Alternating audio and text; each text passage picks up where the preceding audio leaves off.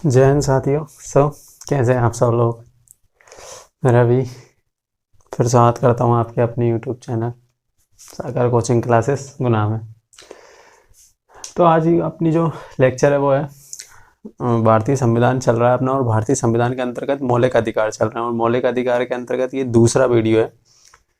दो हो चुके हैं, दो मौलिक अधिकार अपन पढ़ चुके हैं, समता का मौलिक अधिकार और स्वतंत्रता का मौलिक अधिकार। ठीक है, तो आज बात करने वाले हैं बाकी जो बचे हैं।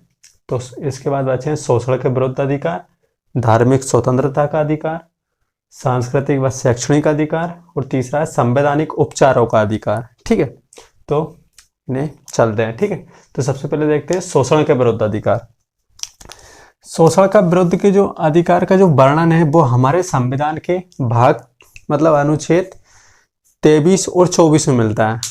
जो शोषण के विरुद्ध का जो मौलिक अधिकार है, यानी कि शोषण के विरुद्ध अधिकार, ये कौन कितने आर्टिकल में है? तो 2 आर्टिकल में है। कौन कौन से? तो 23 और 24। ठीक है, इन दोनों में क्या मिलता है? शोषण के विरुद्ध अधिकार हमें मिलते हैं। ठीक है, अनुच्छेद 23 और 24 में। तो अनुच्छेद 23 में बताया गया है कि हमें क्या क्या नहीं कर सकते। ठीक है, तो हमसे कोई बदुआ मजदूरी नहीं करवा सकता। ठीक है ना, बदुआ मजदूरी, दासत्व यानी कि दास बनाकर नहीं रख सकता, मानव तस्करी नहीं कर सकता, और बाल श्रम नहीं ले सकता, और मजबूर भी नहीं कर सकता, यानी कोई किसी काम के लिए हमें कोई मजबूर नहीं कर सकता, साथ ही कोई मानव तस्करी भी नहीं कर सकता। ये हमारे मौलिक अधिकार है। ठीक है, मानव तस्करी नहीं कर सकता और दासत्व नहीं ले सकते, यानी कि हमें कोई, पहले प्राचीन जमाने में क्या होते थे, व्यक्ति क्या करते थे, जो बड़े बड़े व्यक्ति थे वो क्या करते, बड़े बड़े जो लोग होते थे वो क्या करते थे कि दास बनाकर रखते थे। क्या? दास। आपने खूब सुनी होगी दास प्रथा। ठीक है ना, दास बनाकर रखते थे जो राजा महाराजा रहते थे। तो आप कोई हमें दास बनाकर नहीं रख सकता, क्योंकि हमारा जो संविधान का जो आर्टिकल 23 है वो इसका विरोध करता है, और ये हमारा मौलिक अधिकार है। इसके साथ ही हमें बदुआ मजदूरी नहीं करा सकता, यानी कि हमसे कोई जबरदस्ती मजदूरी भी नहीं करवा सका, मजदूरी भी नहीं करवा सकता, साथ ही हमें कोई किसी काम के लिए मजबूर भी नहीं कर सकता। ठीक है, तो ये क्या है? आर्टिकल 23 के अंतर्गत कहा गया है। और बाल श्रम यानी कि बालकों से काम, यानी कि बच्चों से काम नहीं करवा सकते। इसके अलावा आता है आर्टिकल 24 में क्या लिखा है? बच्चों के शोषण के अधिकार की बात कही गई है। आर्टिकल 24 के अंतर्गत बच्चों के शोषण के अधिकार की बात कही गई है। इसमें कहा गया है कि बाल श्रम 23 में ही सही, लेकिन 14 से लेके मतलब 14 साल से कम उम्र के बच्चों से आप कोई भी काम नहीं करवा सकते। क्या? 14 साल से कम उम्र के बच्चों से आप कोई भी काम नहीं करवा सकते, क्योंकि 14 साल तक अनिवार्य शिक्षा का प्रावधान कर रखा है हमारी सरकार ने, निःशुल्क होती है वो। ठीक है, तो बच्चों के शोषण के विरुद्ध अधिकार की बात कौन करता है? तो आर्टिकल 24 करता है, जिसके अंतर्गत आप बच्चों से काम नहीं करवा सकते। विशेष रूप से 14 साल से जो छोटे बच्चे हैं उनसे आप काम नहीं करवा सकते। ठीक है, तो इसका विरोध कौन करता है? तो आर्टिकल 24 करता है। बस यही है किसमें? शोषण के विरुद्ध अधिकार में। इसके बाद आते हैं धार्मिक स्वतंत्रता। क्या? धार्मिक स्वतंत्रता का अधिकार।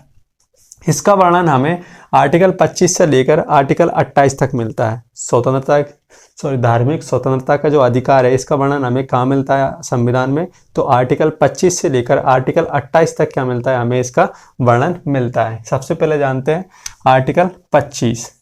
ठीक है, आर्टिकल 25 में बताया गया है कि, इससे पहले मैं बता दूं कि हमने जब प्रस्तावना पढ़ी थी तो मैंने बताया था कि हमारा जो राज्य है वो क्या है? पंथ निरपेक्ष है, यानी कि हमारा राज्य अर्थात देश, राज्य से यहाँ देश से है। ठीक है, तो हमारा राज्य यहाँ देश कैसा है? तो पंथ निरपेक्ष है, अर्थात हमारे राज्य यहाँ देश का कोई भी धर्म नहीं है। जो व्यक्ति को जो धर्म मानना है वो मान सकता है, इसके लिए वो पूरी तरीके से स्वतंत्र है। ठीक है, तो इसमें मानना यानी कि धर्म को मानने से संबंधित है। आप कोई भी धर्म मानिए, कुछ भी करिए, धर्म से संबंधित हमें कोई प्रॉब्लम नहीं, यानी कि राज्य को कोई प्रॉब्लम नहीं, राज्य इसमें हस्तक्षेप नहीं करेगा। आप अपने जो विचार हैं उनको आचरण में लाइए, उनकी जो विचार है उनका प्रसार कीजिए। ठीक है, अपने धार्मिक धर्म का प्रसार कीजिए, अच्छी बातों का प्रसार कीजिए, लेकिन इसके अंतर्गत यानी धर्म अपने मर्जी से कोई भी धर्म मान लीजिए, कोई भी धर्म मान सकते हैं आप, धार्मिक स्वतंत्रता का अधिकार है, धर्म का प्रचार कीजिए, प्रसार कीजिए, लेकिन इसके अंतर्गत आप एक काम नहीं कर सकते कि किसी भी व्यक्ति से आप जबरन धर्म का हस्तांतरण नहीं करवा सकते, यानी कि अपना उसका धर्म परिवर्तन नहीं करवा सकते। और प्रचार में भी यही कहा गया है कि आप ऐसी बातें नहीं कहेंगे जिससे कि लोग आपके खिलाफ ये कंप्लेंट कर दे कि ये तो सर धर्म परिवर्तन की बातें कर रहा है, यानी कि जबरदस्ती धर्म परिवर्तन की बातें कर रहा है, धर्म परिवर्तन करवा रहा है। ठीक है, तो आप धर्म परिवर्तन नहीं करवा सकते किसी का, चाहे उपदेश दे रहे हो देते रहो, लेकिन आप किसी से ये नहीं कह सकते कि मैं हिंदू हूँ तो मेरे हिंदू धर्म को अपनाइए, या मैं मुस्लिम हूँ तो मैं मुस्लिम धर्म को अपनाइए, या बौद्ध हो तो बौद्ध धर्म को अपनाइए, या सिख है तो सिख धर्म को अपनाइए। ठीक है, तो आप किसी का धर्म को परिवर्तित नहीं करवा सकते। ठीक है, इसके अंतर्गत अगर ये काम करेंगे तो राज्य टोक देगा आपको। ठीक है, तो धर्म को मानने अपनी इच्छा के ऊपर प्रचार प्रसार या उसका आचरण करना, ये किसके अंतर्गत कहा गया है? तो आर्टिकल 25 के अंतर्गत कहा गया है। ठीक है, अब आता है आर्टिकल 26। आर्टिकल 26 के अंतर्गत क्या कहा गया है? तो धार्मिक संस्थाएं या जो भी धर्म से संबंधित आपके संस्थाएं हैं, ये मंदिर मस्जिद जो भी हैं, आप बिल्कुल बनाइए, उनमें कोई रोक टोक नहीं है। उसके जो कानून या नियम है वो भी आप बना सकते हैं, या उनका आप प्रबंधन भी कर सकते हैं। जैसे कि मंदिर में कोई प्रबंधन हुआ, मंदिर परिसर में, ठीक है, मंदिर को बनाना, मंदिर में जो नियम है उनको बनाना, मंदिर बनाना, ये सब चीज़ें आपको फ्री है, यानी कि आप सरकार इसमें कोई भी रोक टोक नहीं लगाएगी। ठीक है, आप अपनी मर्जी से मंदिर मस्जिद जो भी बनाना है, गुरुद्वारा जो भी बनाना है वो बना सकते हैं, उसके नियम भी बना सकते हैं और प्रबंधन भी कर सकते हैं। लेकिन 2019 में इसके साथ एक कांड हो गया। आर्टिकल 26 हुआ क्या कि आर्टिकल 26 और आर्टिकल 25 ही आपस में टकरा गए। वो कब टकराए थे? तो सबरीमाला केस में। कहाँ पे? सबरीमाला केस जो हुआ था 2019 में, उसमें क्या हुआ कि आर्टिकल 26 और 25 ही आमने सामने आ गए। आर्टिकल 25 कहता है कि आप किसी भी धर्म में मानिए, प्रचार करिए, कहीं भी आइए जाइए, मंदिरों में घूमिए, ठीक है ना। और ये क्या कहता है कि धार्मिक संस्थाएं बना सकते हैं और नियम या प्रबंधन कर सकते हैं उसके। तो आर्टिकल 25 तो अपने धर्म को मानने की, मतलब व्यक्ति को धर्म के मानने की, अपने अनुसार जो भी धर्म मान सकता है उसकी पूरी आज़ादी देता है, और ये उसके प्रबंधन की जानकारी देता है। तो उसमें हुआ क्या था कि केरल में, शायद कहाँ, केरल का ही था सबरीमाला केस।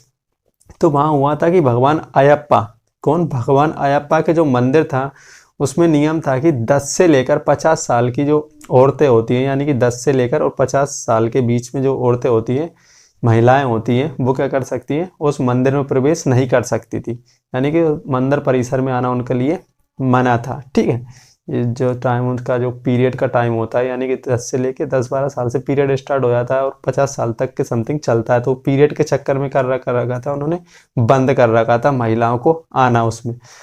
तो उसमें सुप्रीम कोर्ट में पिटीशन डाल दी किसी महिलाओं ने कि सर इसमें हमें जाने नहीं दे रहे हैं, और आर्टिकल 25 और 26 ही क्या हो गए, आमने सामने आ गए। तो फिर उसमें रोक हटा दी थी और उसके बाद जाने लग गई थी महिला। ठीक है, इसके बाद आते हैं आर्टिकल 27। ठीक है, तो सबरीमाला में केस कब लगा था? तो सुप्रीम कोर्ट में तो 19 में लगा था। धार्मिक संपोषित, धार्मिक संपोषित का मतलब है कि आप अपने पैसों से मंदिर बनवाइए, मस्जिद बनवाइए, कुछ भी बनवाइए, इसमें राज्य पैसे नहीं लगा सकता। यानी कि राज्य अपने टैक्स, यानी कि जनता से जो टैक्स लेता है, हम लोगों से जो टैक्स लेता है, उस टैक्स के पैसों से राज्य किसी मंदिर का निर्माण नहीं कर सकता या किसी मस्जिद का निर्माण नहीं कर सकता।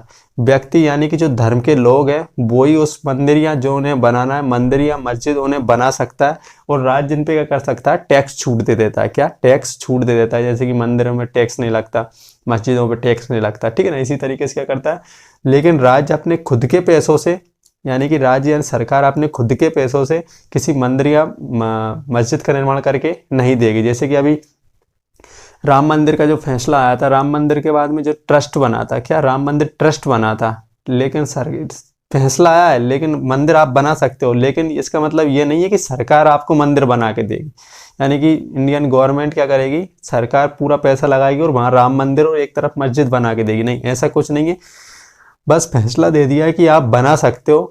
अब आप जानो कहाँ से पैसे लाओगे, बनाना है कि नहीं बनाना है, वो आपकी मर्जी है, ठीक है ना। तो सरकार इसमें पैसे नहीं लगाती है, ठीक है। इसको करने के लिए हम, यानी कि लोग बाग, इसीलिए क्या कर दिया गया, राम मंदिर के लिए एक ट्रस्ट बना दिया गया जिसमें काफ़ी सारे लोगों ने पैसे दान किए हैं। इसके बाद आते हैं धार्मिक शिक्षा। कौन? आर्टिकल 27, धार्मिक शिक्षा का अधिकार। इसका मतलब ये है कि जो राज्य है, राज्य यानी कि राज्य द्वारा जो स्कूल जो चलाए जाते हैं, राज्य द्वारा जो स्कूल कॉलेज चलाए जाते हैं, उनमें किसी भी धर्म से संबंधित शिक्षा नहीं दी जाएगी। ठीक है, यानी कि जैसे कि अपने कॉलेज हो गए, गांव के स्कूल हो गए, government school, high school, higher secondary school, college वगैरह, तो इन जो कॉलेज वगैरह जिन पे क्या है शासन का सीधा अधिकार है, यानी कि जो शासन के अंतर्गत आते हैं, राज्य के अंतर्गत आते हैं, उनमें धर्म से संबंधित यानी किसी भी धर्म से संबंधित क्या कोई भी शिक्षा नहीं दी जाएगी। लेकिन इसमें यह बताया गया है कि यदि कोई निजी ट्रस्ट है, यानी कोई ट्रस्ट है, यानी कि निजी स्कूल है, कोई ट्रस्ट है, तो ट्रस्ट क्या कर सकता है, ट्रस्ट के अंतर्गत जो स्कूल आते हैं ना, तो ट्रस्ट क्या कर सकता है, उसमें धार्मिक शिक्षा दे सकता है।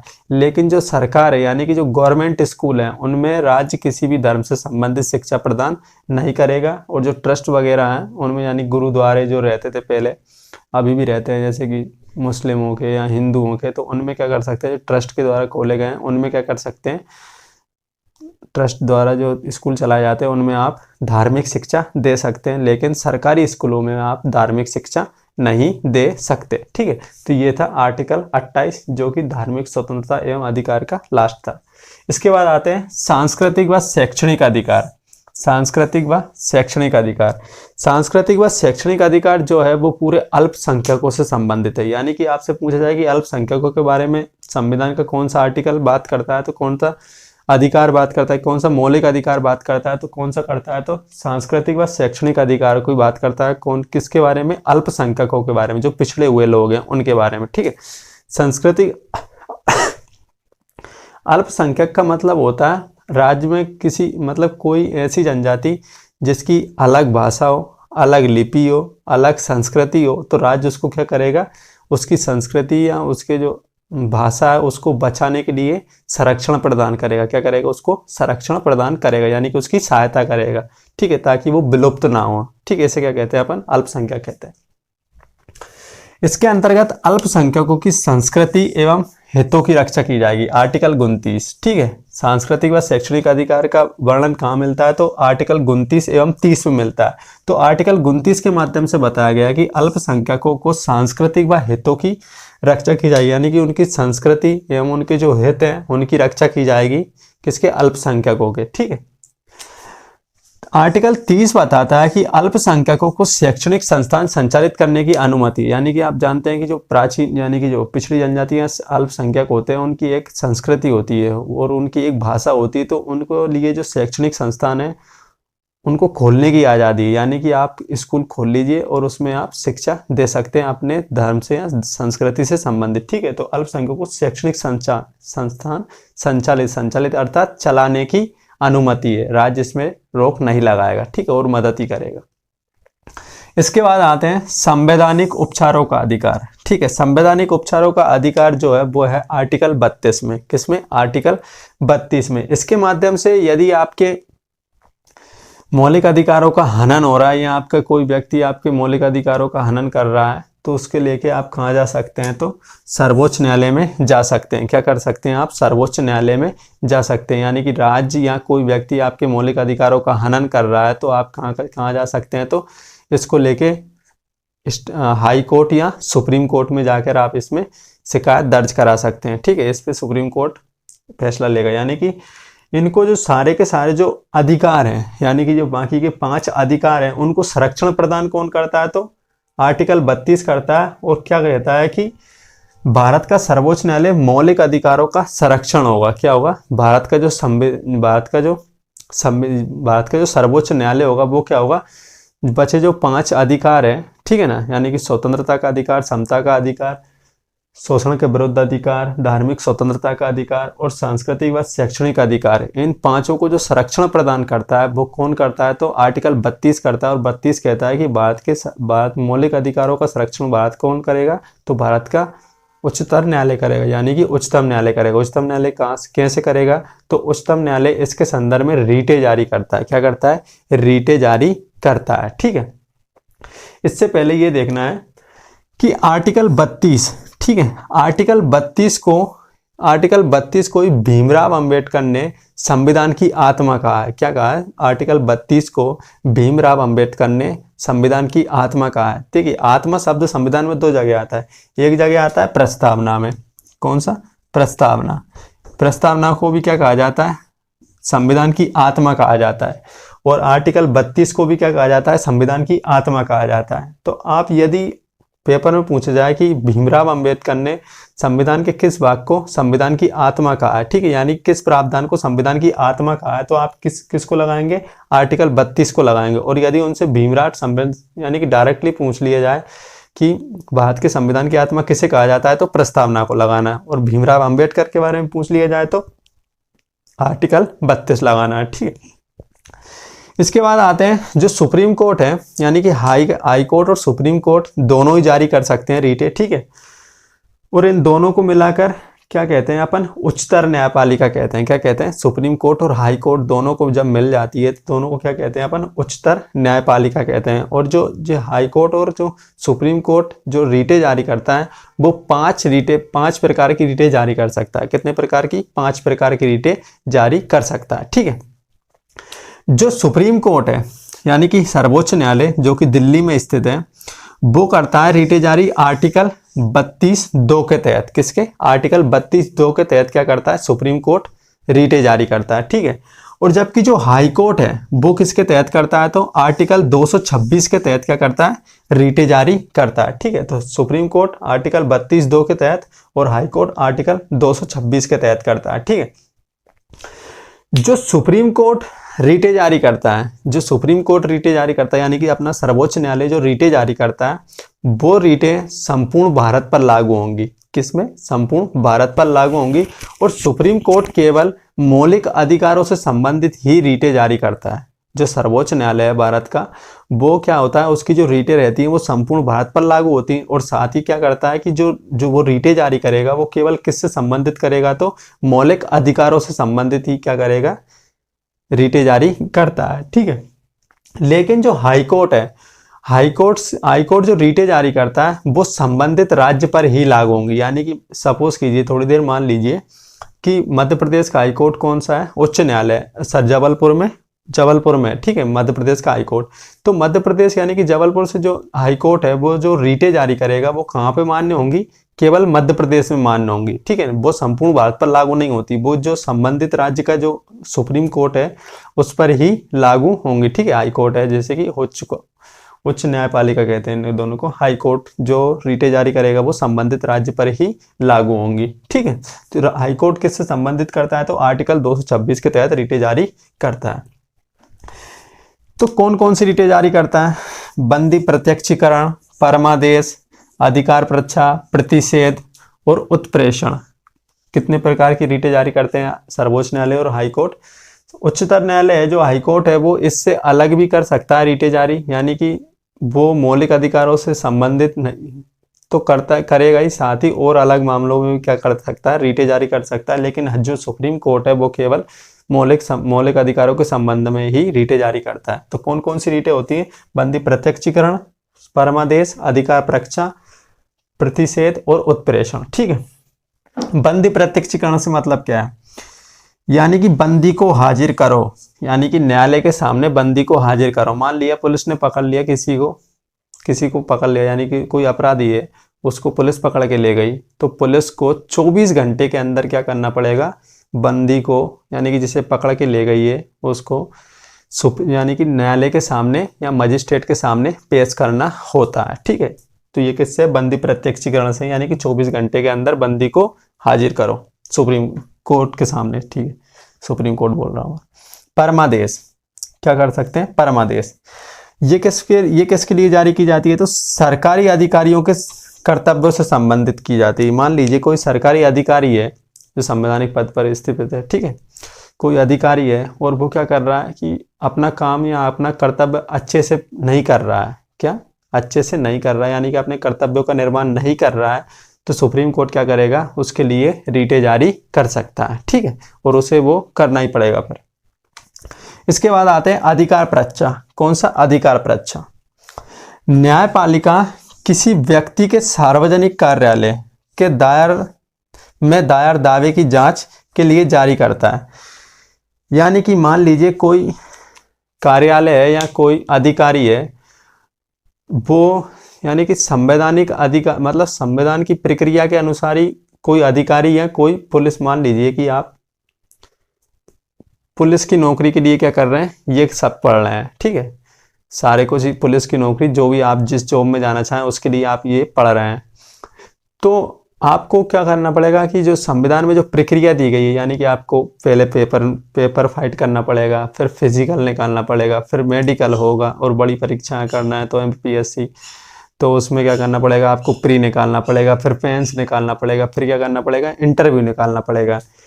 तो मान लीजिए कि आपने पेपर निकाला और आप पैसे देके डायरेक्ट पोस्ट पे शामिल हो गए, किस पे, डायरेक्ट आप पोस्ट पे पहुंच गए हो। तो इससे संबंधित क्या है, जो संवैधानिक अधिकार, यानी कि जो संविधान की जो प्रक्रिया है उसका पालन हुआ या नहीं हुआ, इसके लिए क्या कर सकता है, सुप्रीम कोर्ट रीटे जारी कर सकता है। अब कोई कार्यालय है, कोई कार्यालय जैसे कि नगर पालिका का मान लीजिए, चाहे कुछ भी मान लीजिए, वो कार्यालय कोई संवैधानिक काम कर रहा है या गैर संवैधानिक काम कर रहा है, तो उसके संबंध में क्या कर सकता है, सुप्रीम कोर्ट क्या कर सकता है, रीटे जारी कर सकता है। लेकिन ये किसी निजी कंपनी के लिए लागू नहीं होती, यानी कोई निजी क्षेत्र है, यानी कोई प्राइवेट कंपनी हो, उसमें आप जॉब के लिए जा रहे हो, तो उसके लिए ये रीटे नहीं होती, ठीक है ना, वो जो उस कंपनी का मालिक जो करेगा वही करना पड़ेगा आपको। इसके बाद है, यानी कंपनी में आप पैसे दे के लग सकते हैं, इसमें नहीं। प्रतिषेध, कौन सा, प्रतिषेध, प्रतिषेध का मतलब होता है रोक लगाना। क्या, रोक लगाना। मान लीजिए डिस्ट्रिक्ट कलेक्टर, यानी कि डिस्ट्रिक्ट हाई कोर्ट है, यानी कि जिला न्यायालय है, जिला न्यायालय ने किसी व्यक्ति को फांसी की सजा दे दी, तो फांसी की सजा का देने का अधिकार इसके क्षेत्राधिकार में नहीं आता, यानी कि यानी कि जो जिला न्यायालय है वो फांसी की सजा नहीं दे सकता, उसे हाई कोर्ट या सुप्रीम कोर्ट देते हैं। तो उसने ये सजा दे दी, तो उसे उच्च न्यायालय क्या कहेगा कि ये तुम्हारे क्षेत्राधिकार में नहीं आता, ठीक है ना, ये तुम्हारे क्षेत्राधिकार में नहीं आता, यानी कि उसे निर्णय देने से पहले ही क्या कर लेगा, उसे रोक देगा। यानी कि इसके क्षेत्राधिकार में जो, मतलब ऐसा कोई काम जो आपके क्षेत्राधिकार में नहीं आता और आप करने की सोच रहे हैं, तो जो आपके ऊपर का जो बड़ा व्यक्ति है, यानी कि आपका जो बॉस है, वो क्या करेगा, आपको रोक देगा। तो इनका जो, जैसे कि सुप्रीम कोर्ट क्या है, उच्चतम न्यायालय, जो हाई कोर्ट रहते हैं स्टेट में उनका बॉस है, और जो जिला न्यायालय है वो उनका बॉस कौन है, तो राज्य का हाई कोर्ट है, ठीक है ना। तो अगर कोई जिला न्यायालय कोई गलत काम करेगा या अपने क्षेत्र से बाहर हटके कोई बड़ा फैसला देने की सोचेगा, तो उसे क्या, कौन रोक देगा, अपना जो हाई कोर्ट रहता है, जो कि राज्य का हाई कोर्ट रहता है, वो रोक सकता है, ठीक है। अपन उसे हाई कोर्ट कह सकते हैं, लेकिन जिला मतलब किसी राज्य का नहीं हो सकता, वो एक से अधिक राज्यों का भी हो सकता है। तो ये उच्च न्यायालय द्वारा अपने अधीनस्थ न्यायालय को क्षेत्राधिकार का हवाला देकर किसी फैसले को देने से रोक देना, ठीक है। इसके बाद आते हैं उत्प्रेषण। कौन सा, उत्प्रेषण। उत्प्रेषण में क्या होता है, उच्च न्यायालय अपने अधीनस्थ न्यायालय को मांगा सकता है, यानी कि मान लीजिए न्यायालय द्वारा, मतलब कोई जिला न्यायालय द्वारा कोई फैसला दे दिया गया और जो फैसला है वो उसके क्षेत्राधिकार में नहीं आता, ठीक है। जैसे कि उसने क्या कह दिया कि नहीं, मैं तो फांसी की सजा दे के ही मानूंगा इसे, तो उसने फांसी की सजा दे दी। लेकिन सुप्रीम कोर्ट क्या करे, यानी कि हाई कोर्ट क्या करेगा, उस पर निगाहें रखता है, यानी कि उस पर नज़र बनाए रखता है कि हाँ, इसने कौन सा फैसला अपने क्षेत्राधिकार में दिया है या नहीं दिया है।